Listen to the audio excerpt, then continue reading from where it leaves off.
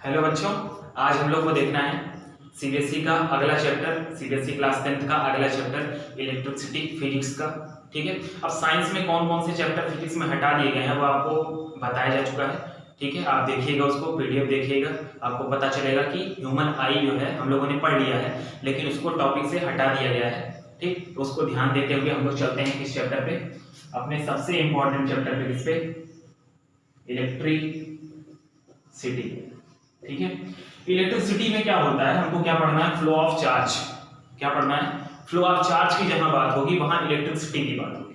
ठीक, चार्ज को हम दो फॉर्म में पढ़ते हैं। ठीक है, एक स्टेबल फॉर्म में, जब चार्ज क्या होता है, स्टैटिक होता है, और एक डायनेमिक फॉर्म में पढ़ना है। तो डायनेमिक फॉर्म में हमको यहाँ पे पढ़ना है क्लास 10th में। ठीक है, और क्लास 12th में हम पढ़ेंगे स्टैटिक फॉर्म में भी, जहाँ पे इलेक्ट्रोस्टैटिक्स पढ़ोगे आप लोग, स्टैटिक्स, और इलेक्ट्रिसिटी भी पढ़ोगे वहां पे। ठीक है, तो यहाँ पे हम लोग को क्या देखना है, इलेक्ट्रिसिटी देखनी है, flow of charge.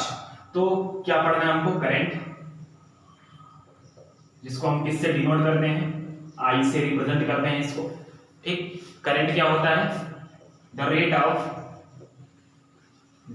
Of flow of charge. ठीक है, मतलब चार्ज के किसी भी सर्किट में, ठीक, कितना चार्ज फ्लो हुआ। जैसे मैं बोलूं कि करंट आई इक्वल टू क्या होगा, चार्ज अपॉन टाइम। ठीक, तो अगर मैं आपसे बोलूं कि यूनिट टाइम में जितना चार्ज क्या होगा, फ्लो होगा।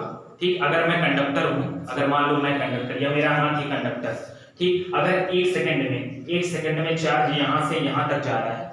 ठीक है, कितने चार्ज जा रहे हैं, ठीक है, कुछ कूलाम चार्ज यहां से उठ करके यहां पे गया, कितने सेकंड में, एक सेकंड में। ठीक है ना, तो ये चार्ज के फ्लो को भाई, चार्ज हर जगह होगा ना। ठीक है, चार्ज हर जगह होगा।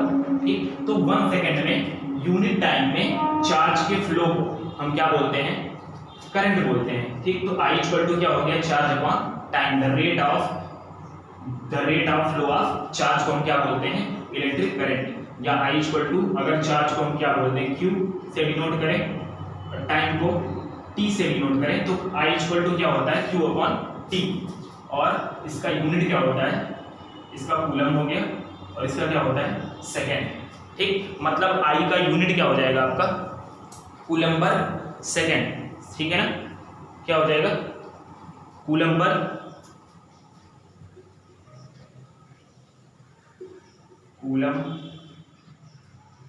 सेकेंड। ठीक है, इसी को हम शॉर्ट फॉर्म में क्या बोलते हैं, कूलम पर सेकेंड बोलो, और एम्पियर बोल सकते हैं इसको। ठीक है, क्या बोलते हैं, एम्पियर। ठीक है ना, तो कूलम पर सेकेंड बोलेंगे या एम्पियर बोलेंगे। अब अगर मैं इसको थोड़ा सा क्या करूं, जैसे मान लो ये आपका क्या है, कंडक्टर है। ठीक, ये आपका कंडक्टर। ठीक है, अब इस कंडक्टर में क्या है, करंट आपकी क्या हो रही है, फ्लो हो रही है। ठीक, करंट फ्लो होगी तो rate of flow of charge. तो कौन सा चार्ज फ्लो होता है, इलेक्ट्रॉन। कौन से इलेक्ट्रॉन होते हैं, ये फ्री इलेक्ट्रॉन होते हैं, जो आपके यही आपके कॉज होते हैं किसका, इलेक्ट्रिक करंट के फ्लो होने का। ठीक है, तो ये आपका, अगर मैं मान लूं कि इतने एरिया में से, इस क्रॉस सेक्शनल एरिया में से, ठीक है, n नंबर ऑफ इलेक्ट्रॉन क्या हो रहे हैं, फ्लो हो रहे हैं। ठीक है, n number of electron flow हो रहे हैं। ठीक है, तो 1 इलेक्ट्रॉन पे चार्ज कितना होता है, एक इलेक्ट्रॉन पे अगर चार्ज की मैं बात करूं तो क्या होता है, 1.6 × 10⁻⁻19 कूलम। ठीक है, 1 इलेक्ट्रॉन पे, एक इलेक्ट्रॉन पे चार्ज कितना होता है, 1.6 × 10⁻⁻19 कूलम। तो अगर मैं नंबर ऑफ n इलेक्ट्रॉन की बात करूं तो Ne इक्वल टू क्या हो जाएगा, 1.6 × 10 × n कूलम। मतलब क्या हो गया। अब अगर मैं करंट की बात करूंगा तो I इक्वल टू, ये दिख रहा है कि नहीं आपको, अगर मैं अब करंट की बात करूंगा तो I इक्वल टू Q की वैल्यू क्या हो जाएगी, Ne अपॉन T। मतलब एक फार्मूला और हो गया आपका ये, कि अगर n नंबर ऑफ इलेक्ट्रॉन किसी सर्किट में फ्लो हो रहे हैं, ठीक है, कितने टाइम में, t टाइम में, तो उसमें करंट की वैल्यू I इक्वल टू क्या हो जाएगा, Ne अपॉन T। ठीक है, एक फार्मूला ये भी हो गया, और एक फार्मूला आपका क्या हो गया, I equal to Q upon T। ठीक है, तो कभी कभी नंबर ऑफ इलेक्ट्रॉन्स देकर के पूछता आपसे करंट बताओ, और कभी कभी सीधे चार्ज दे देता है आपको और बोलता है क्या कि करंट की वैल्यू बताओ। ठीक है, तो ये नॉर्मल चीज हो गई, आपको बेसिक से थोड़ा सा देखना था कि करंट क्या हो गया था, rate of flow of charge I equal to charge upon time. Unit time में जितना चार्ज किसी सर्किट में फ्लो होगा उसको हम क्या बोलेंगे, इलेक्ट्रिक करंट बोलेंगे। कूलम अपॉन सेकंड यूनिट हो गई। ठीक है, कूलम पर सेकंड बोलो या एम्पियर बोल सकते हो शॉर्ट में। ठीक है, इलेक्ट्रॉन पे चार्ज कितना हो गया 1.6 × 10⁻⁹ कूलम। इसको जिंदगी भर के लिए याद कर लीजिए। ठीक है, जहां जहां चलेगा तेरा साया साथ होगा। ठीक है, ये हमेशा साथ रहेगा। ठीक है, 11th 12th बीटेक करना है या कुछ भी करना है, हर जगह ये आपके साथ साथ रहेगा। ठीक है, तो ये याद कर लो। इलेक्ट्रॉन पे चार्ज माइनस में होता है, ध्यान देना, इलेक्ट्रॉन पे चार्ज माइनस में होता है, तो ये माइनस होता है। सिंबल की बात मैं यहाँ नहीं कर रहा था, केवल मैं माइनस की बात कर रहा हूँ। ठीक है, ये हो गया आपका। अब अगर मैं थोड़ा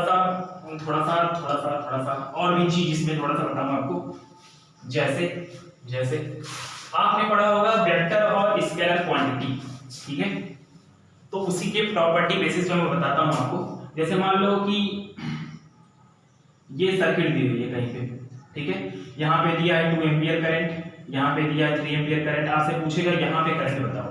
ठीक, नॉर्मली तो इधर ये आने वाली करंट, यहाँ भी आने वाली करंट, ये जंक्शन हो गया आपका, इधर करंट जा रही है तो कितना हो जाएगा, ये 5 एम्पियर। नॉर्मली हम क्या करते हैं, दोनों को ऐड कर देते हैं। ठीक है, अब देखो करंट में जो होता है, करंट में डायरेक्शन भी होता है। ठीक है, और मैग्नीट्यूड भी होता है। क्या क्या होता है, डायरेक्शन भी होता है और मैग्नीट्यूड भी होता है। और आप नॉर्मली क्लास 9th में याद करते हो क्या कि वेक्टर क्वांटिटी उसको बोलते हैं जिसके पास मैग्नीट्यूड के साथ साथ डायरेक्शन भी होते हैं, उसको हम वेक्टर क्वांटिटी बोलते हैं। उस हिसाब से आपका करंट क्या होना चाहिए, वेक्टर क्वांटिटी होनी चाहिए, लेकिन ये वेक्टर क्वांटिटी नहीं होती है। ठीक है, ये आपका एक्सेप्शन में है बोल सकते हो, अभी के जानकारी के हिसाब से आप बोल सकते हो कि ये एक्सेप्शन में है। लेकिन आगे जब आप पढ़ोगे क्लास 11th में, तो वेक्टर क्वांटिटी केवल ये दोनों होने के कारण नहीं बोल सकते, केवल डायरेक्शन और मैग्नीट्यूड होने के कारण हम किसी भी क्वांटिटी को, किसी भी फिजिकल क्वांटिटी को क्या वेक्टर क्वांटिटी नहीं बोल सकते। ठीक है, उसके साथ कुछ और क्वालिटी भी होनी चाहिए जो आपको अभी मैं नहीं बताऊंगा।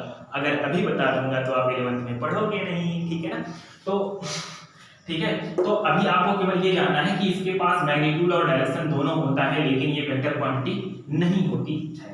ठीक है, कभी कभी पूछ लेता है कि करंट वेक्टर क्वांटिटी होती है या नहीं। इसको नॉर्मली हम ऐड कर देते हैं 3 और 2 5, जैसे कि हम अलजेब्रा में ऐड करते हैं उसी तरीके से नॉर्मली इसको भी हम क्या करते हैं, ऐड कर देते हैं। अब अगर मैं सब्सटेंस की बात करूं, ठीक है, ठीक, कंडक्टिविटी के हिसाब से, ठीक है, कंडक्टर की प्रॉपर्टी, कंडक्टिविटी की प्रॉपर्टी मतलब किसमें सबसे अच्छे से करंट फ्लो होगा, किसमें नहीं फ्लो होगा, किसमें थोड़ा फ्लो होगा, थोड़ा कम फ्लो होगा, ज्यादा फ्लो हो सकता है, उसके हिसाब से 3 पार्ट में डिवाइड किया गया है सब्सटेंसेस को।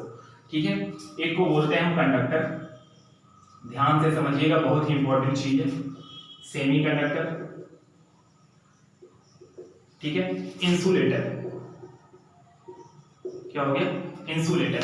3 टाइप के होते हैं आपके, क्या क्या होता है, कंडक्टर, ठीक है, सेमी कंडक्टर और इंसुलेटर। ठीक है, कंडक्टर आपका क्या होता है, जिसमें नंबर ऑफ फ्री इलेक्ट्रॉन क्या होते हैं, मैक्सिमम होते हैं। क्या होते हैं, मैक्सिमम। अब भाई नंबर ऑफ फ्री इलेक्ट्रॉन अगर ज्यादा होगा तो आपको मैं पहले ही बता दिया, जिसमें फ्री इलेक्ट्रॉन ज्यादा होता है उसमें करंट क्या होती है, ज्यादा फ्लो होता है। क्यों नंबर ऑफ इलेक्ट्रॉन ज्यादा होते हैं, क्योंकि इसके आउटर मोस्ट सेल में जो इलेक्ट्रॉन होते हैं वो बहुत आसानी से क्या होते हैं, बाहर निकल जाते हैं, जिसके लिए कंडक्टर के फॉर्म में। ठीक है, कंडक्टर में क्या होता है, कंडक्टर की प्रॉपर्टी क्या होती है, इसके फ्री इलेक्ट्रॉन बहुत ही कम एनर्जी के साथ बाउंड होते हैं। ठीक, या वो इलेक्ट्रॉन को आसानी से क्या करता है, अपने अंदर समाहित कर लेता है या निकाल देता है, दोनों कर सकता है। ठीक है, तो नंबर ऑफ फ्री इलेक्ट्रॉन क्या होते हैं, सॉरी, निकाल सकता है। ठीक है, बहुत आसानी से निकाल सकता है, तो नंबर ऑफ फ्री इलेक्ट्रॉन क्या हो जाते हैं, ज्यादा हो जाते हैं, इसीलिए इसकी कंडक्टिविटी क्या होती है, इसके पास कंडक्टर की प्रॉपर्टी क्या होती है, सॉरी, इसका नाम ही कंडक्टर है। ठीक है, तो इसमें करंट जो होता है क्या होता है, बहुत ही आसानी से फ्लो हो सकता है। ठीक है, फ्लो हो सकता है, इसमें क्या, करंट बहुत ही आसानी से फ्लो हो सकता है, किसमें, कंडक्टर में। क्यों, क्योंकि नंबर ऑफ फ्री इलेक्ट्रॉन क्या होते हैं, इसमें मैक्सिमम होते हैं। इंसुलेटर की बात करें तो इसमें which have no free electron, मतलब इसके पास फ्री इलेक्ट्रॉन नहीं होता है, या हम बोल सकते हैं very less free electron, very less free electron. वैसे होता ही नहीं है, लेकिन मैं बात कर रहा हूँ अगर बहुत ज़्यादा एनर्जी लेकर के अगर एक इलेक्ट्रॉन निकाल ही लें तो क्या हो सकता है, कुछ नहीं होने वाला। ठीक है, तो very very low less free electron, तो इसमें क्या होगा, फ्लो करंट फ्लो नहीं होगा, नो करंट फ्लो। ठीक है, इसमें करंट फ्लो नहीं हो सकता। इसको मैंने क्यों छोड़ दिया है, क्योंकि ये बीच वाला है। ठीक है, इसमें हम करंट को ज्यादा भी चाह करके ज्यादा भी कर सकते हैं करंट को, और कम भी कर सकते हैं। मतलब ये दो टाइप के होते हैं, एक आपके प्योर होते हैं और एक इम्प्योर सेमीकंडक्टर। ठीक है, एक आपका प्योर होता है और एक इम्प्योर होता है। इम्प्योर का मतलब इसमें हम क्या करते हैं, इम्प्योरिटी मिलाते हैं, जिससे नंबर ऑफ फ्री इलेक्ट्रॉन क्या हो जाते हैं, ज्यादा हो जाते हैं। ठीक है, नंबर ऑफ चार्जेस क्या हो जाते हैं, ज्यादा हो जाते हैं, फ्री चार्जेस। ठीक है, मोबाइल चार्जेस मैं बोल सकता हूँ, फ्री चार्जेस, फ्री इलेक्ट्रॉन केवल नहीं बोल सकता, क्योंकि यहाँ का कॉन्सेप्ट अलग होता है जो आप क्लास 12 में पढ़ोगे। तो केवल यहाँ आपको ये समझना है कि दो टाइप के होते हैं, इम्प्योर और प्योर। ठीक है, इम्प्योर में करंट ज्यादा फ्लो होती है और प्योर में उससे उसकी अपेक्षा कम फ्लो होती है। ठीक है, मतलब इसमें भी करंट फ्लो होगा, इसमें बहुत आसानी से फ्लो हो जाएगा। ठीक है, और इसमें करंट नहीं फ्लो होगा। तो बस आपको इतना ही समझना था कि नंबर ऑफ इलेक्ट्रॉन्स में बहुत ज्यादा होता है तो इसमें करंट आसानी से फ्लो होती है, इसमें number of current free electron होते ही नहीं है या बहुत कम होते हैं, तो इसलिए करंट इसमें फ्लो नहीं होती है। और इसमें क्या होते हैं, आपके मोबाइल चार्ज कैरियर होते हैं। ठीक है, तो करंट को हम ज्यादा भी जैसे जिस हिसाब से हमको चाहिए, कभी ज्यादा चाहिए तो ज्यादा यूज कर सकते हैं, कम चाहिए तो कम, मतलब वेरी करंट। ठीक है, करंट या बोल सकते हैं वेरी करंट। इसमें जो करंट होता है कैसा होता है, वेरी फॉर्म में होता है, वेरिएबल फॉर्म में होता है। ठीक है, तो ये आपको समझ में आ गया इतना।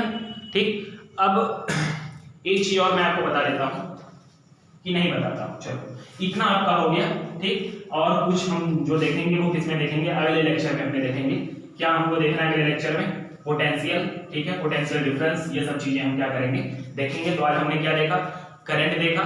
ठीक, the rate of flow of charge. ठीक है, तो I = Q/T, Q की वैल्यू कूलम, T का टाइम।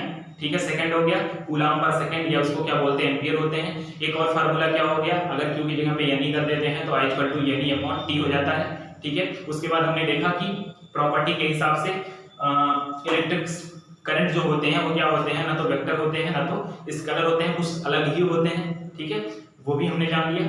ठीक है, और एक चीज और कि फ्री इलेक्ट्रॉन के हिसाब से 3 पार्ट में डिवाइड किया गया है, जिसके पास सबसे ज्यादा फ्री इलेक्ट्रॉन होगा उसको कंडक्टर बोलेंगे, जैसे आपका कॉपर, एल्युमिनियम, ठीक है, चांदी, ये सब चीजें हो गई।